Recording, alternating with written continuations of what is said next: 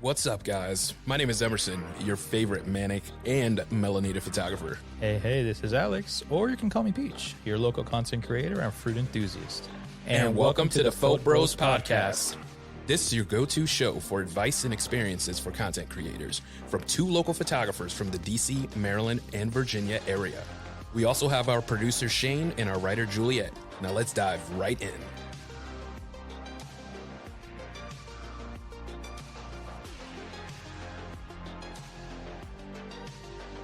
How is that chips and guac, bro? It is fantastic. Thank you for asking. So I am eating chips and guac, and this is the Phot-Bros Podcast. Let's get it right, Phot-Bros. Yeah, Phot-Bros. Yeah. Shout outs to the Phot-Hos, though. No, seriously. Yeah. But this is another episode. I'm eating chips and guac because I'm in the celebratory mood. This is episode 7. We have our special guest, Kyle Lee. Hello. Yeah, coming all the way from, where are you coming from? Well, we're all in Maryland-ish, but I'm from the Howard County area, about like an hour. Shout outs to Hoko. So yeah, this is the Phot-Bros Podcast, and we are now going to talk about another topic. And today's topic is... Videography. Whoa. I know. So many topics we're going to deal with over time, and today is videography, a special one. And we're really going to dive deep into it. And we have Kyle here to help us, to kind of give us an insight about it, because you do this for a living, or you do this as a hobby? You could say that. No, I do it as a profession. I do videography for a company in Arlington. Yeah, I mainly do a lot of the commercial editing for the videos also. So I'm essentially like taking my own B-roll that I get to edit. Oh, nice. That's what's up, man. And you said it was for a company? Yeah, AFA, Air and Space Forces Association. Shout outs to the AFA. Oh. Kyle, so tell me about your background. How did you get into this? Well, I first got into it, I feel like or I could be wrong, I feel like a lot of people that step foot into videography start off with photography, just since that I feel like has a lower barrier of like immediate entry. So I was like kind of taking a lot of photos for friends and stuff since we go on trips a lot. And they all really liked kind of just like having kind of records of like the trips and stuff. And then from there I started taking like a lot of videos and stuff of the trips, and it's really trendy now, kind of like the vlogging style of just going on like trips with friends and stuff. So it became more of a hobby. And then like I would edit those videos into like kind of just like montages and kind of vlog style stuff for my friends, and then it like kind of just developed from there. That is actually pretty fire right there. Yeah, because I keep forgetting the name of the actual camera I got, but it was in a Sony A7 something. Yeah, no, that's the other one. Okay. I have a vlogging camera. It's a Sony XR. Was that what you brought last episode? Yeah, it was small, right? Yeah, that small one. What I like about it is that it's small. It's a vlogging camera, Yeah. but it shoots in 4K. Mm-hmm. Unlike my other actual camera. But I do a lot of backpacking or camping trips, and sometimes I want to record that. And so I got the tripod and everything to bring with me and all that. So yeah, so I understand, you do that, and because I need to get practice into this. So far, all the videos I've done are very meh, Same here with me. Like I'm doing like reels during my shoots, and I see other photographers on YouTube and their YouTube shorts, and I'm just like, how can I make this look better, more of a banger, everything? Yeah, so we're glad to have you here, Kyle, definitely, because Peach and I are going to learn a thing or two today. Yeah, no, we are a lot about that. Yeah, so teach us. Yeah. But yeah, we're going to really get into that. I really want to know what's going to happen. But we're going to start with the basics here. And I know you know this too. When it comes to the basics, like for you, for example, do you have any signature style that you'd like to do? Less so of a style. I feel like even though I'm like doing it as a profession now, I consider myself pretty new to videography since I started off mainly with photography. I just do know I've been enjoying more like still shots and stuff, which is less of a style choice and more just like, again, I'm the one editing the footage as well. I'm not just taking the B-roll for someone else to edit. So due to like the way I enjoy editing like the commercials and videos I have to do, more like kind of still environment shots and stuff are really useful for me. Yeah, just because there's a lot of like text-based like transitions and edits they have me do. And I think just having like more of a chill, relaxed background or video footage is usually just if not like nice visually, it's just like always like useful as like a fallback if I don't have like any other footage to use. So yeah. Well, that's pretty good, yeah.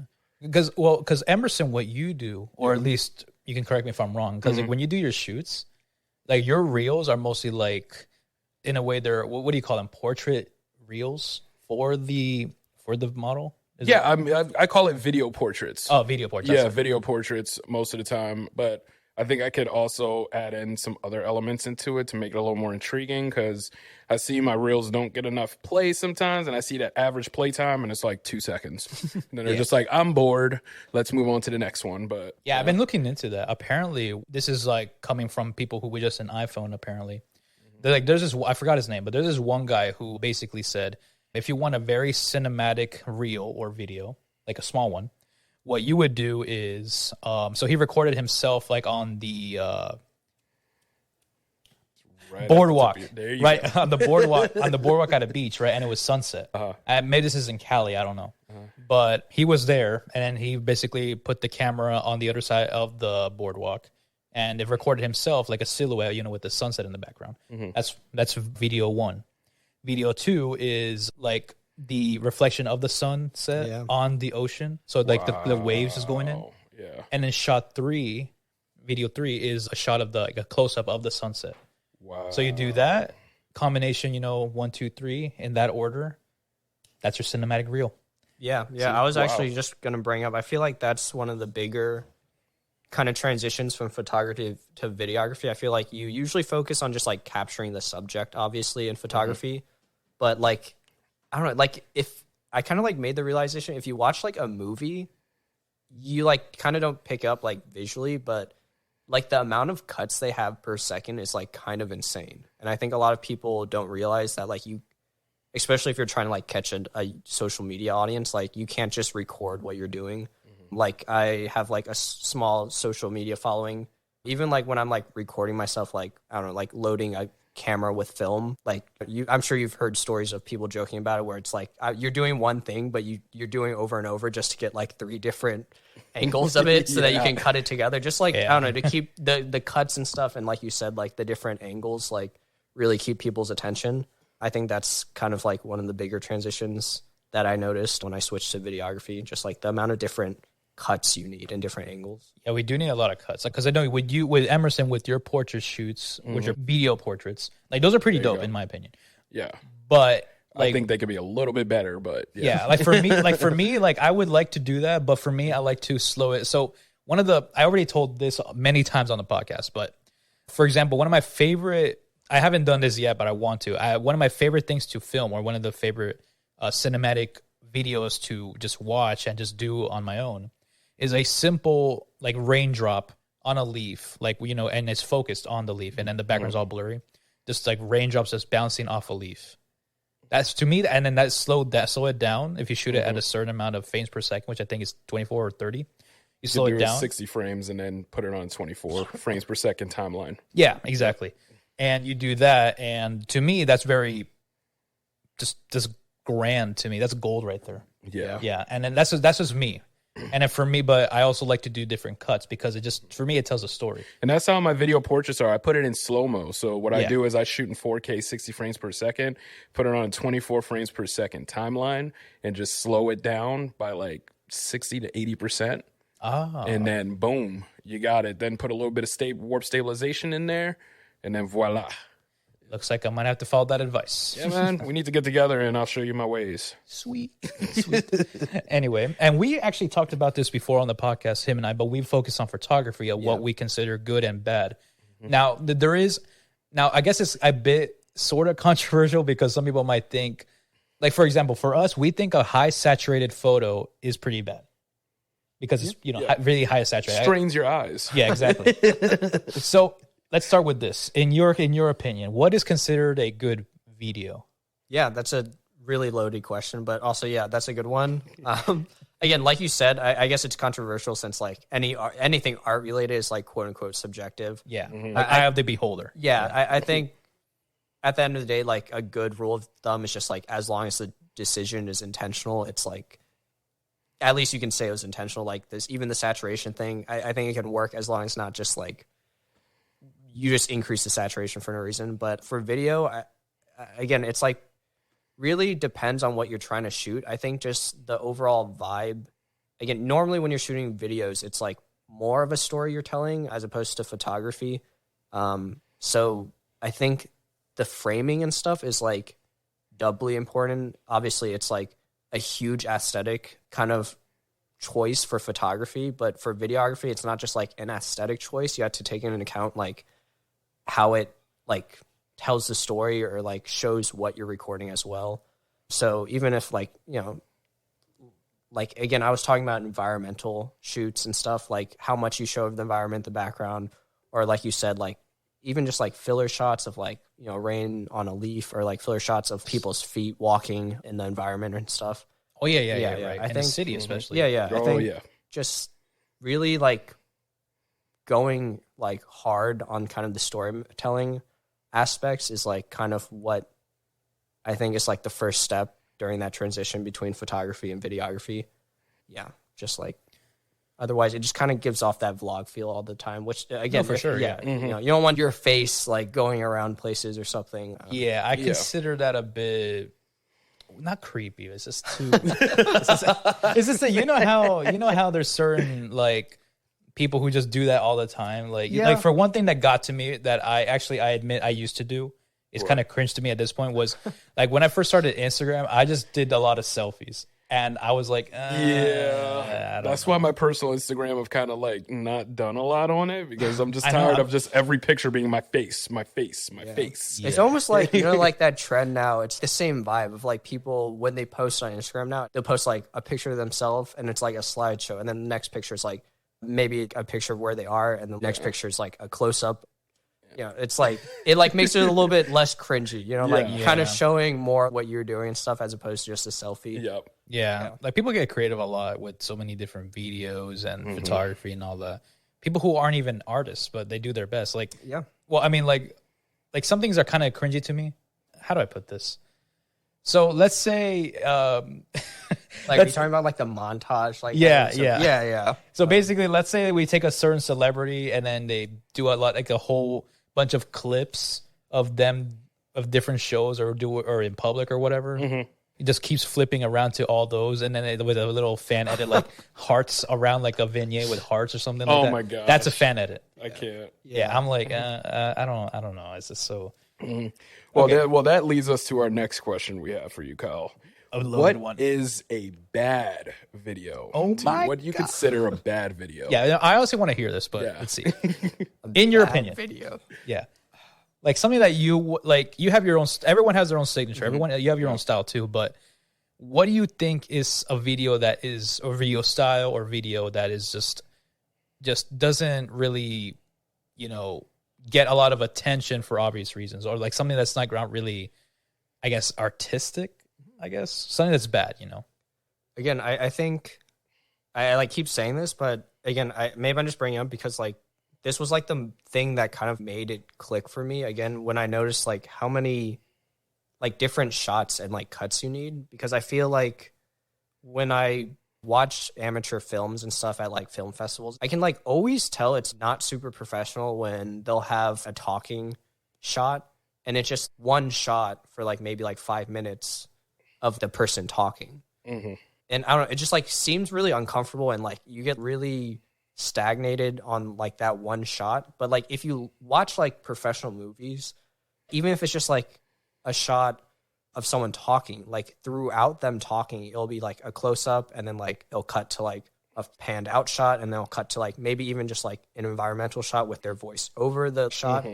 I think people just get either one, too lazy, or two, like they just don't think about it to like have all these different cuts. Cause it is like really annoying though, especially like you said for reels when you're like doing other stuff, like maybe shooting a model.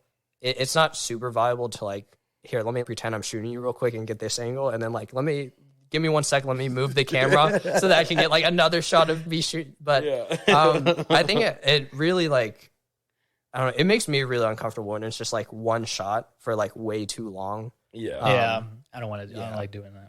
But I think that's definitely one of the main things that stick out to me, especially when I'm watching like other people's like more film based video projects. It's always like it's like kind of like that. It always feels like that shot, like, you know, in like The Office where like it's like that interview style shot they cut to. Oh, like the camera over there. Yeah, it like always feels like the actor like knows the camera's there. Like they're just like talking to the camera. Like, it's just like always like really uncomfortable. Yeah, I mean, I did that as a joke sometimes too. You know, like if I'm like I did this in college too when I was just like studying with people. I was like, you know, making that if they do a mistake or something, I just like look at the random pretend camera, like invisible camera there.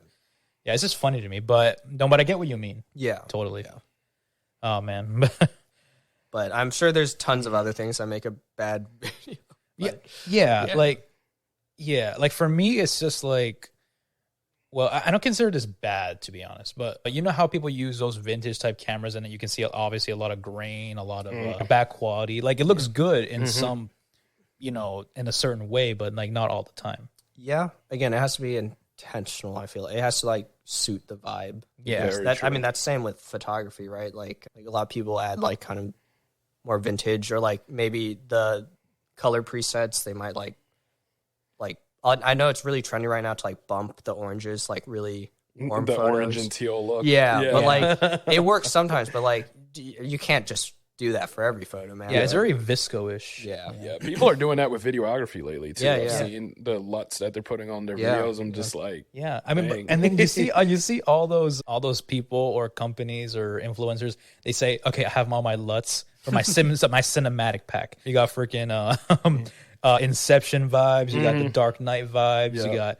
Dunkirk or whatever. There's so many Nightcrawler, all those movies, they're put in a package so you can buy for $70 or something like that. No, it's more like $130. They're like, for the low price of $130. I've seen it. I've seen it so many times online. I'm all like, oh wow, these LUTs, and I go on the site and I'm all like, I don't have $130. Yeah, and plus I feel like it might take a while, but I feel like I can do these myself. Yeah, you can. Yeah. And I'm like, I'd rather just do it myself. It's like cooking too. Like, the only LUTs I use right now on my videos is the conversion LUTs, going from C-Log to Rec 709. Or I think that's what it is. The one thing I would consider actually getting, even for, like with money, you know, like buying, is not the LUTs, but and you can tell me what you think of this, but there's other people who have, I forgot the name of this company, but they have a pack of transition sounds. It's like cinematic transition sounds. I got one for free, like a few good ones. I wish I could remember the name, but they emailed me and then I could just download whenever. It's like cinematic transitions. Nice. So basically, like you have those like a loud sound like that starts small and then fades in, you know, like that quickly, like that. Like this is like cinematic sounds. LUTs, I'm not my thing. I can do it myself, but for sounds, I would get it. Yeah, sound design is another, again, like kind of on topic, kind of off topic, but that's another realm that's like just not part of photography, obviously, because there's no sound in a photo. But that's like another huge thing for videography that you need to take into account. Yeah, is that something you also do? Sound design? Not really. Again, like I've like used kind of like packs like you've mentioned, and again, like I'll do like social media and stuff, and that's like, I think really important for that, especially with, I don't know, the attention span nowadays. You really need like lots of like cuts and sound effects and stuff. So that's definitely, really, very true. Really helpful. And something that you don't really think about if you're like more into photography and then you transition into videography. I'm sure you guys have seen the trends of just kind of like, I don't even know what to call it. Like just, I don't know, just like really vibe, like serene videos, and it's just kind of like the background noise of like maybe a train or just like stuff like that. It's always really nice. That's true. I have yet to actually find a way to like make it like I said, like the train sound. But you can make it background. Like there's a way to do it. I just haven't mastered that yet, because I think Bilal probably did that. Remember that one video he did? Like it wasn't a train from the film festival. Yeah, like you can hear the some. He did make some sounds background. Like I gotta ask him some questions. You can just go on YouTube and do YouTube to MP3. That too. The YouTube University. Shout out to YouTube. Like, what kind of camera do you use? At work and stuff, we'll use really high-end Sony cameras and stuff. The problem with that is you're like committing to just videography.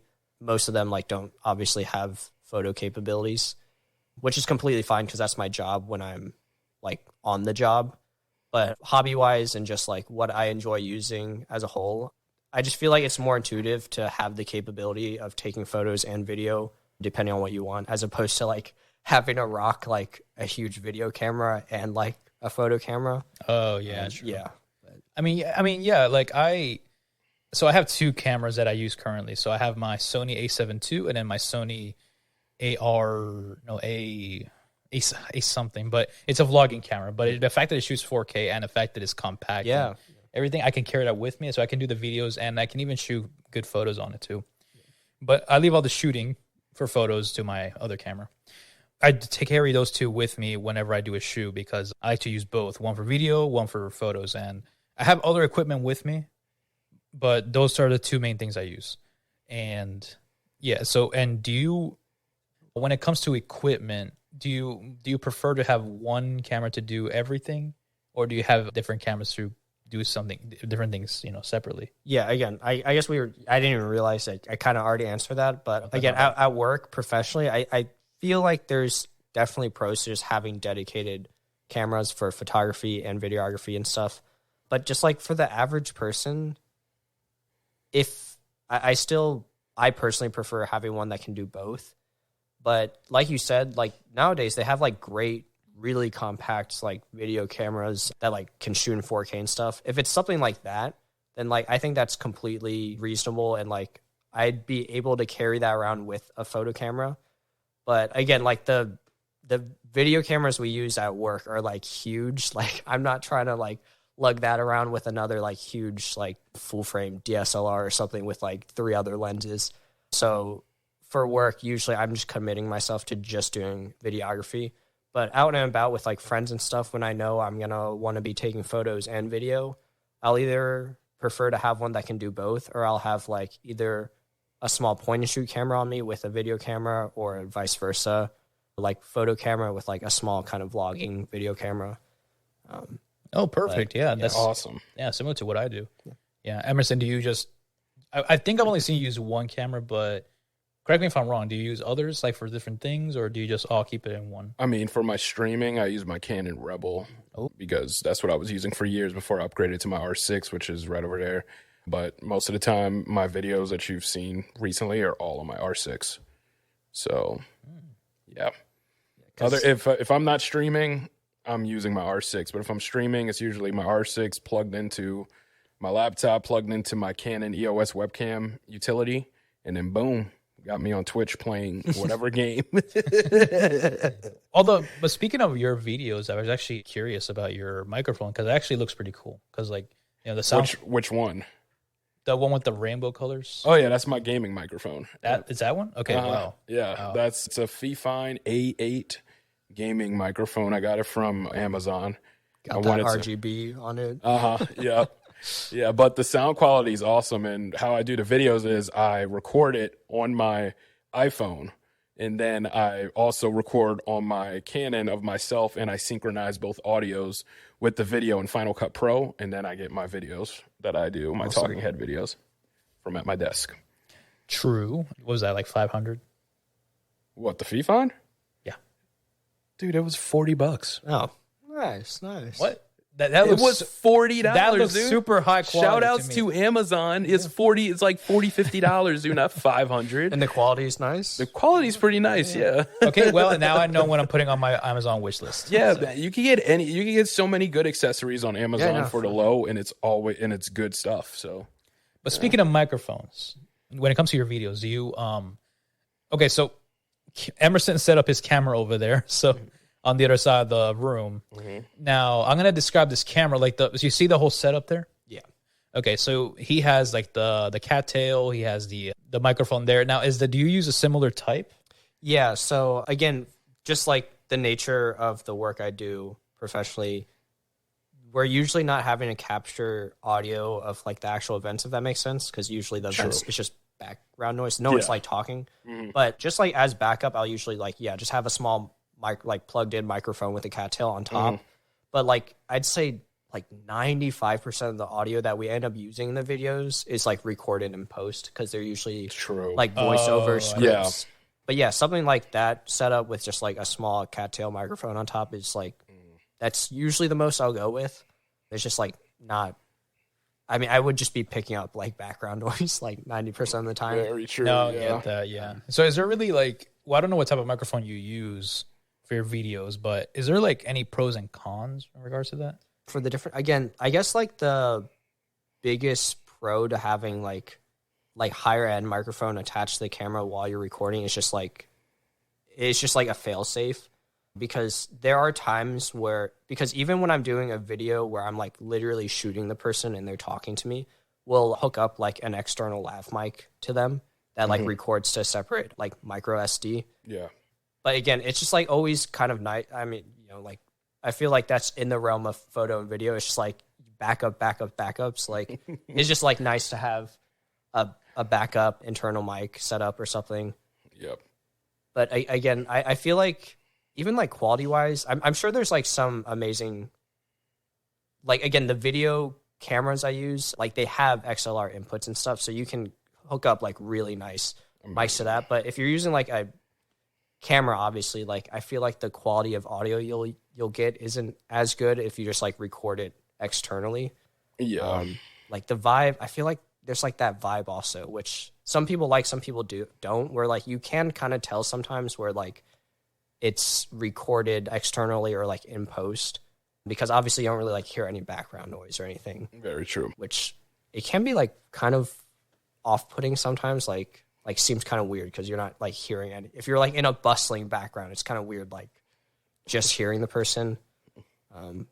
But again, yeah, I think the biggest pro is just like convenience having one like hooked up. But I'm a big fan of just lavs because like you attach it to the person. It's like small, easy, portable. Oh yeah. I mean, they I think they made new ones. I don't know. I think other companies are copying it, but basically ones you can just clip onto, like a little one you can just clip onto the person. Yeah. And then just, and it's like, I think you can even carry it like you can carry AirPods. You could get those on Temu. That too, yeah. Now I'm honestly thinking of getting it just to try it out. If it sucks, then it sucks. Yeah. But if it doesn't, then I ain't gonna do so much with it. Yep. Yeah, because imagine we like use that and then we just go out to do street interviews or something. Oh, like, dude, that would be hilarious. Yeah, we're not gonna do it in deep DC. No, we're probably gonna do it somewhere else. Arlington, Clarendon, wherever. Yeah.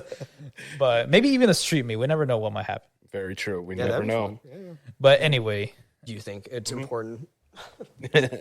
All right, Kyle. So you were telling us earlier that you started out in photography. So I got some questions for you here. Why do you believe photographers should invest time in learning videography and vice versa? Yeah, that's a great question. I think, again, like storytelling is a topic I keep bringing up a lot. I think like photography is like very broad, but I think if you're kind of the type of photographer that shoots mainly models, I know you guys do a lot of like modeling shoots and stuff. Yeah, we do. I think it can teach you, again, maybe it's like not useful for you guys if you're like dedicating yourself to just modeling shoots, but I think it'd be useful just to learn how the environment around the subject and stuff can be like lend itself to being interesting subjects in of itself. Because I know, I'm not sure if you guys ever do like street photography and stuff, like every now and then. Yeah. I'm trying to get into it. Yeah, like doing more like candid subjects and stuff is really nice. Okay, true. Yeah. True. But I mean, I think it is important to learn because like I start with film photography. Yeah. And I think you dabble in that a little bit. Yeah. So I dealt with that first and then did photography digital and then eventually learned everything with Photoshop and so on. And then now videography is something I'm jumping into because I really want to, I said this before, I really, really want to get into it so I can get a drone. Yeah. Those drones. Oh my God. The drone Where do you shots live are again? amazing. Huh? Where do you live again? Where do I live? Yeah. Yeah, you live outside of DC. Okay. Yeah, still though, DC is like a no drone zone, and I live in DC, so I can't really have a drone at all. Yeah, I mean, I live near. Well, I'm not gonna say it out loud, but I basically live near, let's say, Fairfax. Okay. You should be in the clear then. That's what I think, but then there's always some sort of there's something there because like in Fairfax there's like a courthouse. Yeah. And then in addition to that, you have other like I don't know. Mm-hmm. There could be some government building around there that I don't even know of. Yeah. For all you out there that are interested in drone photography, please look up your local laws before launching that in the air because you don't want to be hit with a fine or a subpoena to federal court or something like that. Yeah. Same thing happens even if you. Well, actually, this is separate, but like shooting like, laser pointer up in the sky, and then there's a plane coming by and you don't know. Oh, or a helicopter. Yeah, something like that too. If it's a federal helicopter, oh my God. Yep. May God help you. But yeah, drones one day. Yeah, maybe I'll move somewhere. They're becoming more and more accessible, the price wise. Like, yeah, I saw one at Costco for like $120. Yep. Yeah, I don't even know if it's good, but it was pretty. It was a pretty cool looking drone. But honestly, there's better ones out there. Maybe there's even ones that are like this small, like the palm of your hand. Yep. Interesting, cement technology. Again, just like going back to, I feel like I'm sure like social media is like huge for artists nowadays. Yeah. Even if you hate having to post, like you kind of need to just find clients or work. That is true. And like just having even just like rudimentary videography skills, like just to, post videos or like you said, reels, even if it's just like for that, it's just like really useful because I feel like people think posting like reels and stuff will be like easy, like hardly any videography skills needed. But honestly, like it's harder than professional work sometimes because professional work, I just do what the client asks. Like once it's made, it's made. But like for social media, you're like trying to, like the client's not there yet. You're like trying to grab people's attention. Yeah. And it's like really hard trying to keep people's attention. So having good video skills will definitely help with that. Yeah. You need something to spark their interest. Yeah. Because I think you like with Emerson, this is going back to his video portraits. I feel like those make you stand out because I know whenever I see those, like whether it's on a story or a reel, I'm like, I see the color grading, I see the way it's shot, I'm like, son of Sanchez. Yep. Got to build your brand. Yeah, I got to do that. But videos are coming, so keep an eye on my content. Like you'll see, I have one with a local model. It's amazing. But anyway. So when it comes to like specific skills and techniques, I know we already, broke down some, but a lot of cinematic legends, even like they have their own techniques that they even got their own name for it. Like even when they do certain, I guess, cinematic masterpieces. Yeah. I don't know if this is considered one, but I guess it's more acting actually. I was going to talk about the Kubrick stare, but that's more acting, if anything. That's not really videography. Yeah. I mean, it definitely does deal a lot with the angle, like that really wide fishing-eyed, like, kind of angle, but... Okay, then I'll continue with it. We can talk... Right now, it's like I'm sure you guys have seen, like, the whole Wes Anderson, like, vibe is a huge trend right now. The whole pastel, but then... Yeah, like, that's been a... Yeah, people started doing a trend on that. Well, maybe the trend ended, but I did actually like the way the transitions worked, and then the pastel colors. Wes Anderson is a genius, but looking at that, like I'm not saying, in my opinion, I'm like he's a good director and then a good filmmaker, but there are other directors there that I think are, more I guess a little better. Sure. But I mean, that's like kind of what happens when you have a really distinct style. It's like people remember you. No, yeah, that's true. That's true. You need to be. It's good to be remembered and different than everyone else. Like that's why my name for my photography name or my Instagram handle is like something different than like, I'm not gonna put my first and last name to stand out. I did peach, like my favorite fruit, my favorite color, and then photography. So peach magenta, and then that's how I got the nickname. So for Emerson, it was son of Sanchez photography. Yeah, and just to dive in, why did you name yourself that? That's an homage to my grandfather. Yeah, and that's something also memorable. That all the men in my family, we have SOS tattooed on us for Sons of Sanchez. So I decided to name my photography Son of Sanchez Photos. Nice. And that's the origin story right there. But again, so, there's different skills and techniques that different photographers and videographers do. So what is one that's basic, for anyone to kind of, if they want to dive into videography, which one can they do to learn? I feel like transitions. Sorry. Oh God. You good over there? Yeah, I'm like so. Sorry. Yeah, I feel like if you're just getting into videography, one of the biggest things you'll kind of run into is how to make transitions look nice, as opposed to just, I don't know, like you don't want like a barn door transition effect between your clips. So like zoom. like framed zoom in and zoom out shots are like great, where you kind of done that. like you like kind of frame up on something like this. Like you can't really do this candidly, like, or maybe you could go out and search for something after your first shot, but like lining up stuff with like similar silhouettes to kind of like transition in and out of can be really nice. Again, like I think just finding creative ways, because again, you're gonna ideally be cutting and transitioning a lot if you're making a longer form video. So finding ways to do that in more of a cinematic, I think, is like an instant way to kind of boost the quality of your videos and make them just, you know, that cinematic look just like immediately stand out compared to other people that are just like doing random jump cuts. No, yeah, I mean jump cuts are cool sometimes, but yeah, they're kind of overrated, aren't they? Yeah, I think like, I mean, if you're not like, if it's not a cinematic video, if you're just doing like vlog style thing, like obviously it makes you don't sense. need to do crazy cuts and stuff, but I think good transitions will like always just be like a boost to the video overall. Yeah, like what I think, I consider this a mistake on my part, but sometime when I first started doing videos for myself, I did a lot of fade in transitions, but with each clip. And I feel like I was overdoing it right there.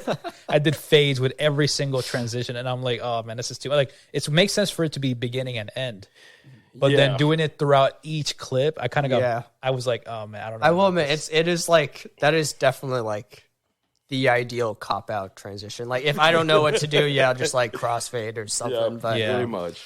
Yeah. Like when you mentioned zooming in, like what I automatically thought of, like one that I haven't mastered yet, I've almost got it, is the dolly zoom. Yeah. That one I really want to master, but I think I need, well, I'm able to do it with my phone. I don't think I can do it with my actual camera yet, unless I think I need like I think I need like a piece of wood or something from Home Depot with some wheels on it. I don't think you need that. I tried. I got my own, I got like a, what do you call it? A gimbal and everything. And you can technically do it in post. It's called a keyframe. Keyframes. That's true. Yeah. What? That takes a lot more pre-planning. It takes a lot of pre-planning. Yeah, keyframes will zoom in with it's something that your video editing software would do. That it'll mimic the dolly zoom for you. How come I haven't seen you do that yet? I know, because I haven't thought out anything to use it right yet. I might do it soon. Another really easy one is just like a pan across. Like if you have something pan in front of the video camera, or you're moving the camera itself, just to get that motion. It's essentially just like a slide cut, but like it has more visuals to it. Like in the classic, it's just like someone walking in front of the camera, like like really close, and then it like.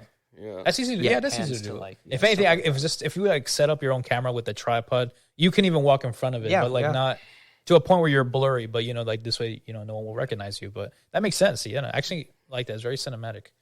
Because there's even Emerson might actually. Well, so remember, you know that photographer, Beware My Fuji. Mm-hmm, yeah, he's on Instagram. He commented on my post. I went crazy. Yeah, I am. Yeah, no, I saw that you sent it to me, and I'm like, I am peanut butter and jealous right now. I was like, oh my gosh. I know, because I have to start commenting on his now because I want that attention. Because I'm like, bro, like, how do you get this? I just commented on one photo that popped up on my feed, and I was all like, this is fire. And then all of a sudden, my notifications blew up like this, and he went, amazing work, man. And I was all like, oh my gosh, I didn't expect that. I know, like, it's not like I went on a hunt to try to get him to, like, he just went on and dude, I know if I saw that, one of my veins would have bursted at that point. Like, I was like, whoa, if that happened to me, yeah. But not yet. So maybe I'm gonna do that. But Beware My Fuji, a great photographer. So his style, he uses a Fujifilm. Yeah, I love. Again, I you know who he is? No, but like I'm a big fan of Fuji also. So yeah, Fujifilm is. I haven't dabbled into that, but I feel like either. I feel like I have a so I had a Nikon, then I have a Sony now. Mm-hmm. If I end up upgrading, I might do a Fujifilm. I love Fuji. I might pick up a Fuji just to have it. Yeah, no, same in my arsenal, really. Yeah, but so I'm waiting, or a.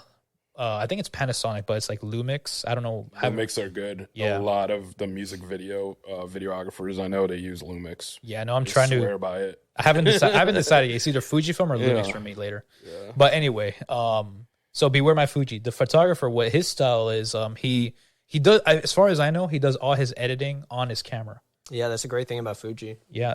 Basically baked in like presets or LUTs essentially. Yeah. Like what he does is, I think this is in San Diego, for example. He filmed a train station or something, but it's all silhouette. Like it's a video of people walking by, and then he changes the color from like light green, and you can only see the silhouettes of people walking by.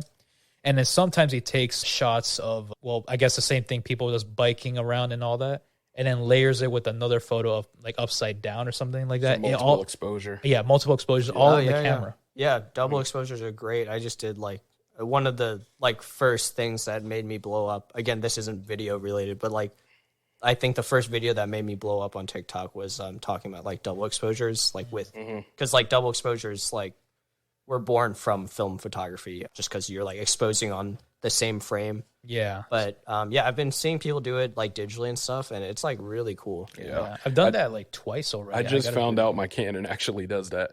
I did not know it. Yeah, it does double exposure. Yeah. See, it's just a mode I have to hit enable, and then I can do it. Yeah. Does it actually say double exposure mode? It says multiple exposure, but I gotta look into triple.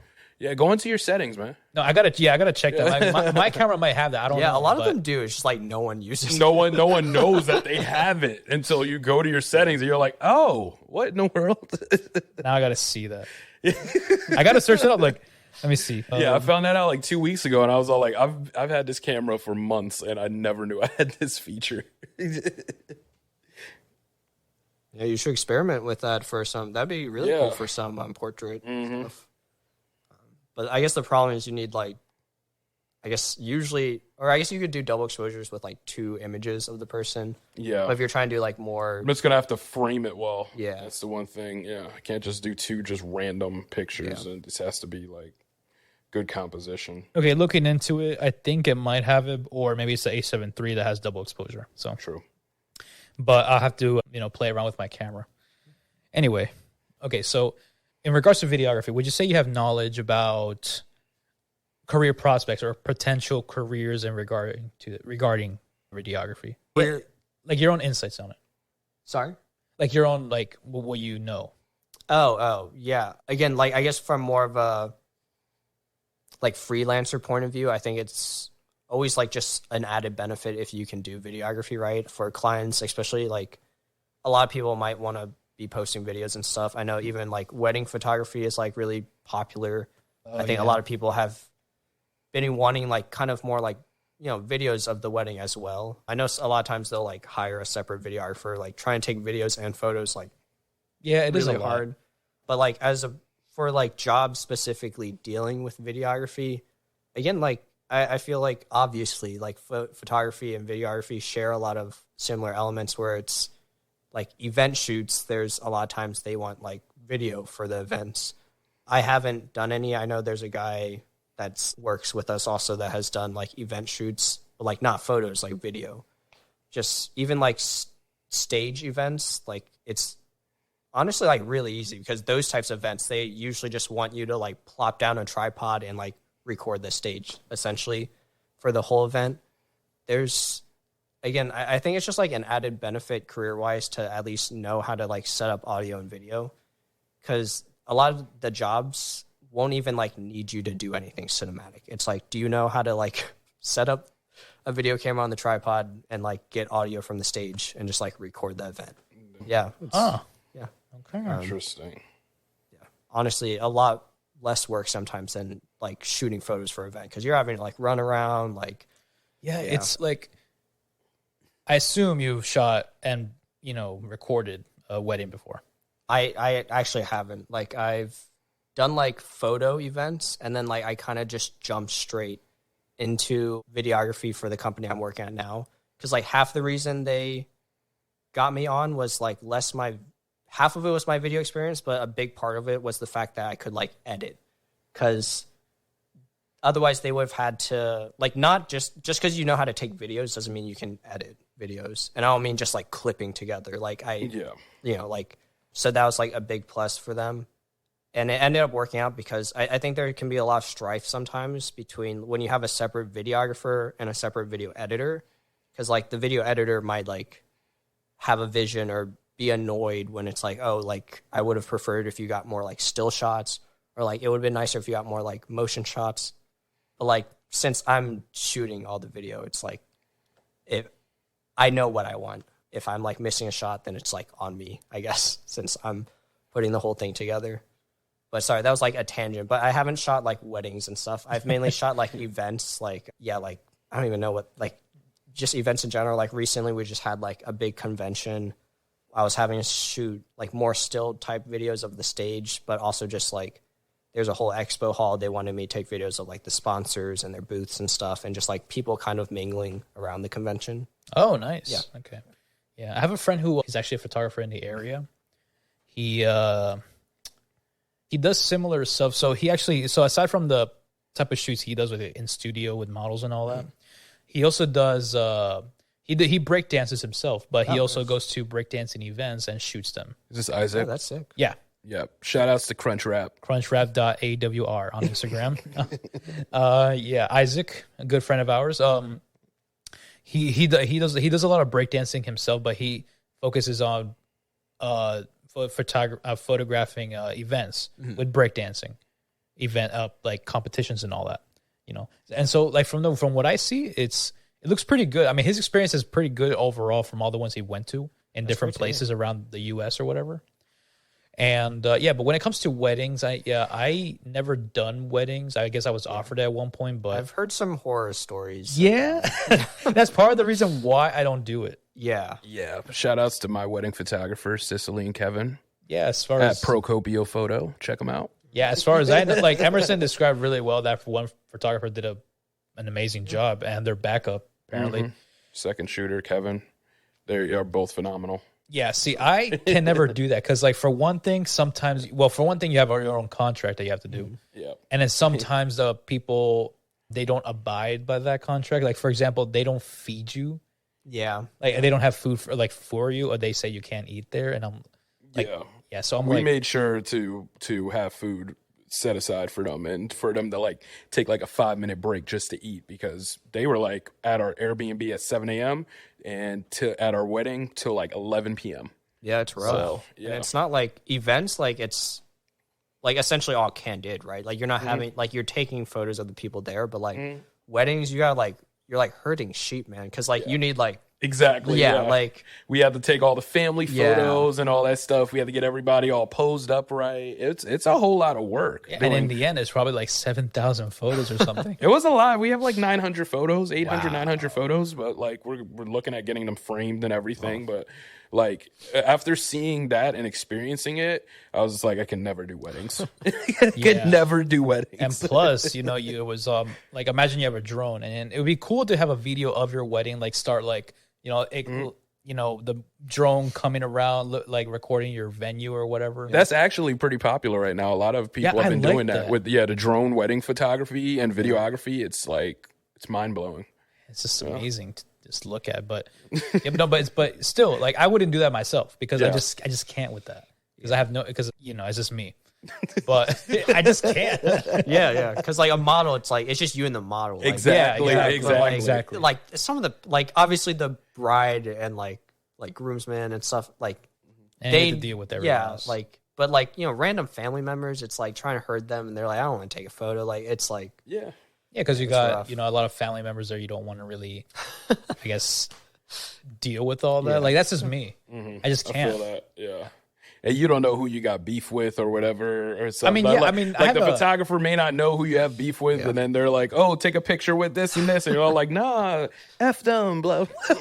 Well, I mean, that's a worst case scenario though. Like, I seriously doubt that I'll meet a client where a client reaches out to me and then they just happen to know someone I don't have beef with, or something. But I doubt it. No, he meant no. I'm talking about like the photographer doesn't know what part of your family you're beefing with, so they'll have you pose up with somebody that you have problems with. That'd be pretty bad too. Just be awkward. Yeah, but, yeah. Always disclose everything, all the information to your photographers at your weddings or any events to avoid any conflict. always, please, because you know you don't want to make any mistakes. So moving on to a fun topic, and this topic is we wanted to ask this for a while. Yes, because we really want to see. We'll probably ask this again to others, but I really want to know the opinions of a videographer. Okay, so here we go. Yeah. So this is in regards to AI and deepfakes. So obviously we go around everywhere and on social media and on TikToks and everything. Like it's everywhere. AI is everywhere. You can just type in a few words. Yeah, you can generate anything. Yeah. Anything. Yeah. Yeah. Have you used it so far in any of your photos or videos or photos? I don't use Photoshop a lot, so I really want to use that AI generative. It's generative fill. It's nice for I want to play around with that. I just have to get a shoot that I could actually use that. Yeah. Okay. I've dabbled with it a bit myself because, well, all over Photoshop, not only can you generate stuff with AI, now they have this tool you can circle around a certain subject or something you don't want in the picture. And AI it with something? Yeah, with AI, we'll just look at the background and be like, okay, we'll just replace it with that. Oh, it does it very clean. Wow. Does it very clean. They do that. You also have smoothing of the face and skin. AI does that too. AI does that now? Well, I mean, it's been doing it for a while. Yeah, like if you think about it, filters are like true. not AI, but like they have they're all automatic. Yeah, if in Photoshop, they basically if you go to neural Snapchat made it relevant. Yeah, if you go to neural filters on Photoshop, and then they'll have filters and then neural filters, and then you go in there. They have a smooth, like they have a bunch of stuff you can do, but they have smooth. The very top is smooth skin. You press that, automatically smooths the skin. Automatically, and it automatically detects the faces and everything, bro. No, I mean, future is here. No, and then you can even adjust the smoothness and the blur. And then what I usually do is if I do that sometimes, I do that and then I lower the opacity. So this way it like doesn't look like a video game. Yeah, it looks more natural, exactly, more real. Yeah, because a lot of people go crazy with those filters. Yeah, it just looks plastic. Yeah, it just looks like. Ugh. Yeah, like I do that, like not all the time because I like to do it myself sometimes. Because but sometimes I do it just to make it quick. Yeah, and if you have like a batch of like 100 photos. It's because so that's what I do to make it faster. But it just really helps. It does a great job at it most of the time. But but you see AI does a lot here. But you also have like I consider this a downside. All these deep fakes because it has pros, I guess sometimes, but I see a lot more cons to be honest. Yeah, because people are making up like crazy videos and putting like a famous person's face on it to make it seem like they're like doing something they're not supposed to be doing, or scams. Scams too. Yeah, like even with the phone calls nowadays, like even on the phones now, like mimicking a family member's voice or something, making crazy. You get all this money and send it to them, and you're not really sending it to them. You're sending it to some random. Bro, there are TikToks and accounts and everything out there with random people. They just happen to look like some celebrity and then use deepfake to just enhance that. That's dude. There's a Jenna Ortega lookalike on. Oh, that's creepy. I know, and then they just like do random. I don't want to see that. I saw a Tom Cruise deepfake. I saw. The Tom Cruise one. Oh, the Tom Cruise one I've seen. Yeah, that was so realistic. Yeah, it looks way too real. And then there's an Elon Musk one too. Oh my god. I know there's one account tried to put a video, I guess, a scenes from a movie with Elon Musk's face on a character, and then trying to tell the story of Elon Musk from back then. Oh Lord! And I'm like, and you can obviously tell it wasn't real because that character with the Elon Musk face, he had like a dark tan. He was balding a bit. Oh Lord! I'm like, who did this? Like, there's no way. And then you have they do a bunch of celebrity stuff like that, and then to a point where it's just become just weird. And then not to mention people tend to use it to blackmail people now. Yeah, it's crazy. Yeah. So my question to you is, with all these deep fakes and AIs, what effect do you think has this on the future of videography? I guess it definitely has a way bigger impact on like I don't know how to put it. Like, I mean, all videography, I guess, is creative, but more like the artsy videography, because stuff like wedding videography or event videography, I think AI won't really touch that because you need like videos of the actual event. Like, no one's going to be like create AI video of like convention. Like, it's just like anyone at the convention is going to be like, what, that is not, or like no one's going to want an AI video of their wedding. But for the more artsy, like movie type stuff or like things like that, it is definitely reaching into that. Not in a good way, in my opinion. Yeah, like I'm not like a mega detractor of AI. I think if used as more of a tool as opposed to like the full medium, it can be interesting. Like you said, like just because you like generate like like a little bit of the sky was cropped out, generative fill like add some sky. Like you still took like the photo. There's nothing like wrong with using that as a tool, but I don't know. I think it stands to reason how it's going to affect videography so far. It's more like, again, like animation and stuff like that type of, like, I don't know if that's like videography, but it's like motion. I guess kind of like, yeah. There was this one trend where I don't exactly know what it's called, but I think they use, you can tell they use AI, but basically I guess the person in the video just like jumps and it's like a freeze frame. And then the AI basically takes that image and then puts a bunch of weird trippiness, like to psychedelic and stuff. Yeah, and then it all of a sudden suddenly turns all demonic and all that. What in the world? You never seen that trend? No. Yeah, it's with like a very like EDM-ish types like background song. It's basically like analyzing the image and like it's analyzing the silhouettes of the image, and it like constantly like morphs into something else that matches the silhouette. While also rotating, like you know, like it's like rotating the room and all that. Wow. But it was pretty cool. But I'm like, there's so many stuff you can do now. Like, because I thought it was gonna stop at all these AI art you can like people do, and then all of a sudden like there's videos of like a girl doing some random dance like to a TikTok sound or something like a trend, and then someone takes that video and it makes it like Cleopatra dancing, and then you can see the background with pyramids and all that. Oh, that is so It's creepy. the same. Yeah, Cleopatra's dancing, like moving her hips and all that, twerking. That is so creepy. And dude, they done that with making it a very 1920s type of vibe with the same video of some suffragist or something just like doing some random dance. And I'm like interesting of how far this has gone. Yeah, videos and then AI arts and. Like I thought I was like pretty upsetting with the whole AI art to a certain degree, and then now you have all these videos coming out, and I'm like, oh my god, I just can't take this anymore. Yeah, for like it's gonna take a while for it to like ever reach like stuff like film and like movies. It better not. But stuff like B-roll, if you're like, oh, I need like B-roll of like a bird flying through like a skyline, obviously, where once you would have to either find a pre-made one or like somehow hire someone. Yeah, stuff like that. AI could definitely slowly like take over stuff like that, which is definitely unfortunate. But honestly, I feel like traditional art is more at risk because again, it's like much easier for AI to create like an art piece because if an art piece has like, it doesn't need to look hyper realistic. It's like a drawing, but like AI, like people and stuff, a lot of times it still has kind of that uncanny valley. And it would just be like weird, like again, unless it's like animated, the actors, someone's gonna have to do voice acting stuff. But again, like AI voices is becoming a thing and stuff. So I want to say like AI, like real people, is gonna take a while to become a thing. Yeah. But there's already like AI created animated shows. Yeah, it's pretty wild.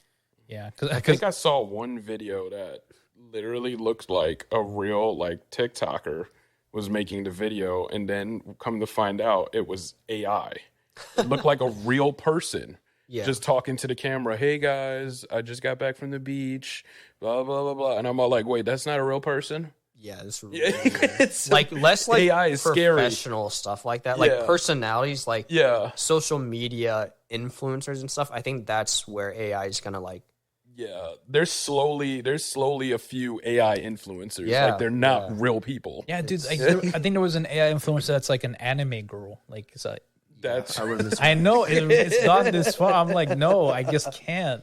It's so creepy. Yeah, and then like to think that it had very struggling beginnings. Like you ever seen those photos with AI photos? Yeah. Of, remember the one with someone made an AI photo of Trump running away from the SWAT team or the like that one was funny to me. But I'm like, wow, really? It looked realistic to me. I thought he actually ran away from officers. Yeah. But no, that was all fake. Yeah. But yeah, I really did. At first, a while ago, you can tell AI didn't do that well because you can see photos like their hands. They just didn't get that. Yeah, I did right. that whole thing where you make like a LinkedIn photo and my fingers were all screwed up. Yeah, three fingers were all like elongated and all that. Yeah, but it's slowly getting better. We're definitely in like we're in like another technology renaissance, I feel like. Because like AI has been a thing for a while, but it's like been kind of just like funny. Like AI, like voice has always like kind of, you could tell it's like kind of robotic-y.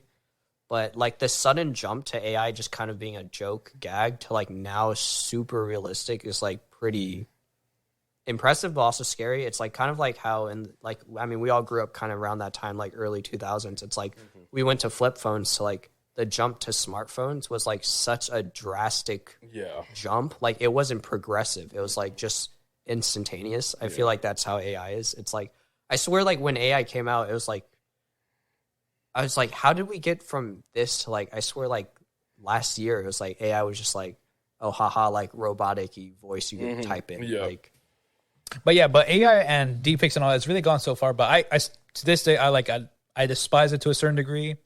I like it can work with some background stuff because like with my photography, I like for the banner that we have. Yeah. I used it in order to recreate. Oh, you did? You didn't notice? I didn't know you. Oh, yeah, on your side. Yeah. Matches my. Oh, snap. You know what? Yo, I did not even notice that. You see how good I made it? That was dope. That was dope. I had to do some editing, some erasing, and all that, but I did. It took a while, but I wanted to recreate it. So I basically just said 2 lasers like firing and all that, and then it generated that. Wow. Based on what your image was. So. That's awesome. Yeah, so I basically did that, but it took a lot. Now, stuff like that is fine with me, but doing it, like I think if Adobe has their own guidelines, you can't just create a whole image using AI. You can only create like parts of an image. Yeah, that's part of their guidelines. You can use it. You can't use it to create something. Like, you have to, use your own stuff and then help with it.